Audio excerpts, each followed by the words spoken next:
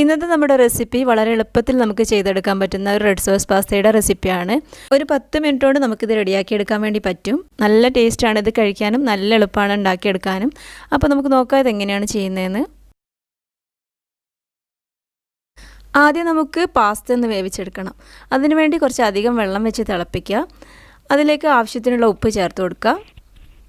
ഇനി ഇതിലേക്ക് കുറച്ച് ഓയിൽ ഒഴിച്ച് കൊടുക്കണം. ഞാനിപ്പോൾ ഇവിടെ 1 ടേബിൾ സ്പൂൺ ഒലീവ് ഓയിൽ ഒഴിച്ച് കൊടുത്തിട്ടുണ്ട്. ഞാനിപ്പോൾ ഇവിടെ 2 കപ്പ് പാസ്ത വെച്ചിട്ടാണ് ചെയ്യുന്നത്. 2 കപ്പ് പാസ്ത ഇതിലേക്ക് ഇട്ട് കൊടുത്തിട്ടുണ്ട്. ഇനി നമുക്ക് 7 മിനിറ്റ് ഇതൊന്ന് വേവിച്ചെടുക്കണം.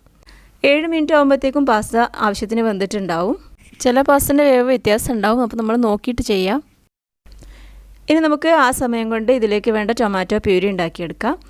നമ്മൾ പാസ്തയിലേക്ക് വേണ്ട ടൊമാറ്റോ പ്യൂരി ഉണ്ടാക്കിയെടുക്കുമ്പോൾ എപ്പോഴും ചെയ്യാറുള്ളത് ആദ്യം തക്കാളി ഒന്ന് വേവിച്ചെടുക്കും. എന്നിട്ട് അതിൻ്റെ സ്കിന്നൊക്കെ റിമൂവ് ചെയ്തിട്ടാണ് നമ്മൾ പ്യൂരി ഉണ്ടാക്കിയെടുക്കുക. ഇതിപ്പോൾ ഒന്ന് ഡിഫറെൻ്റ് ആയിട്ടാണ് ചെയ്യുന്നത്.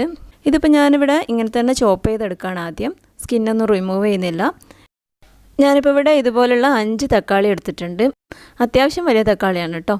ഇതുപോലെ ഒന്ന് ചോപ്പ് ചെയ്തെടുക്കുക. ആദ്യം ഞാൻ തക്കാളിയൊക്കെ ഇതുപോലെ ചോപ്പ് ചെയ്തെടുത്തിട്ടുണ്ട്.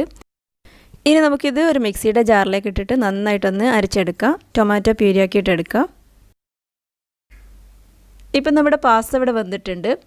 പാസ്ത നന്നായിട്ട് വന്നിട്ടുണ്ടോ എന്ന് അറിയാൻ വേണ്ടിയിട്ട് നമ്മൾ ഇതുപോലെ ഒരു കത്തി വെച്ചിട്ട് ഇതുപോലെ ഒന്ന് കട്ട് ചെയ്ത് നോക്കാം. ഇനി നമുക്കിതൊന്ന് ഊറ്റിയെടുക്കാം. ഇനി നമുക്കൊരു പാൻ വെച്ച് ചൂടാക്കിയിട്ട് അതിലേക്ക് ഒലീവ് ഓയിൽ ഒഴിച്ച് കൊടുക്കാം. 2 ടേബിൾ സ്പൂൺ ഒലീവ് ഓയിൽ ഞാനിപ്പോൾ ഇതിലേക്ക് ഒഴിച്ച് കൊടുത്തിട്ടുണ്ട്. നമ്മൾ പാസ്ത ഉണ്ടാക്കുമ്പോൾ എപ്പോഴും ഒലീവ് ഓയിൽ തന്നെ ഒഴിക്കുക. അപ്പോഴാണ് നല്ല ടേസ്റ്റ് കിട്ടുള്ളൂ. വെളിച്ചെണ്ണ ഒന്നും ഒരിക്കലും ഒഴിക്കരുത്. ഇനി നമുക്കിതിലേക്ക് കുറച്ച് ചോപ്പ് ചെയ്ത വെളുത്തുള്ളി ഇട്ട് കൊടുക്കുക. 1 ടേബിൾ സ്പൂൺ ചോപ്പ് ചെയ്ത വെളുത്തുള്ളി ഇട്ട് കൊടുക്കുക. ഇത് നന്നായിട്ടൊന്ന് വഴറ്റിയെടുക്കുക.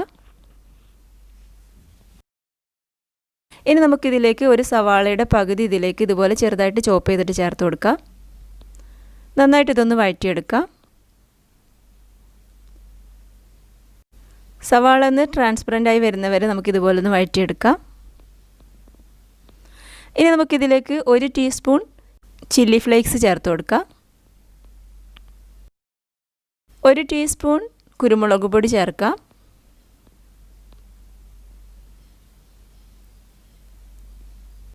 ഇനി നമ്മൾ റെഡിയാക്കി വെച്ച ടൊമാറ്റോ പ്യൂരി ഇതിലേക്ക് ചേർത്ത് കൊടുക്കുക. നന്നായിട്ടൊന്ന് ഇളക്കി യോജിപ്പിക്കുക. ഇനി നമ്മൾ ഈ തക്കാളി നന്നായിട്ടൊന്ന് വേവിച്ചെടുക്കണം. ഒരു 5-6 മിനിറ്റ് ഈ തക്കാളിയിൽ നിന്ന് വേവിച്ചെടുക്കണം. ഇനി നമുക്കിതിലേക്ക് 1/2 ടീസ്പൂൺ ഒറിഗാനോ ചേർത്ത് കൊടുക്കുക.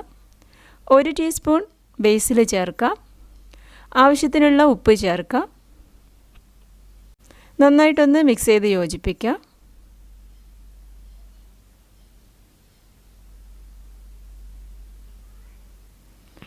ഇനി നമുക്ക് ഈ തക്കാളി ഒരു 5-6 മിനിറ്റ് ഇതൊന്ന് വേവിച്ചെടുക്കണം.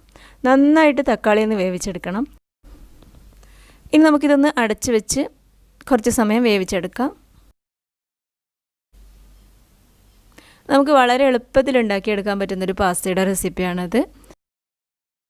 ഇപ്പം ഞാനിപ്പോൾ ഇവിടെ 5-6 മിനിറ്റ് ഇതിവിടെ വേവിച്ചെടുത്തിട്ടുണ്ട്. ഇനി നമുക്കിതിലേക്ക് കുറച്ച് ചീസ് ഇട്ട് കൊടുക്കാം. ഞാനിപ്പോൾ ഇവിടെ ട്രയാങ്കിൾ ചീസാണ് ഇട്ട് കൊടുത്തത്. നിങ്ങൾക്ക് വേണമെങ്കിൽ മൊസറല്ല ചീസോ ഏത് ചീസ് വേണമെങ്കിലും ഇട്ട് കൊടുക്കാം കേട്ടോ. ഇനി നമുക്കിതിലേക്ക് പാസ്ത ചേർത്ത് കൊടുക്കാം. നമ്മൾ വേവിച്ച് വെച്ച പാസ്ത ഇതിലേക്ക് ഇട്ട് കൊടുക്കാം.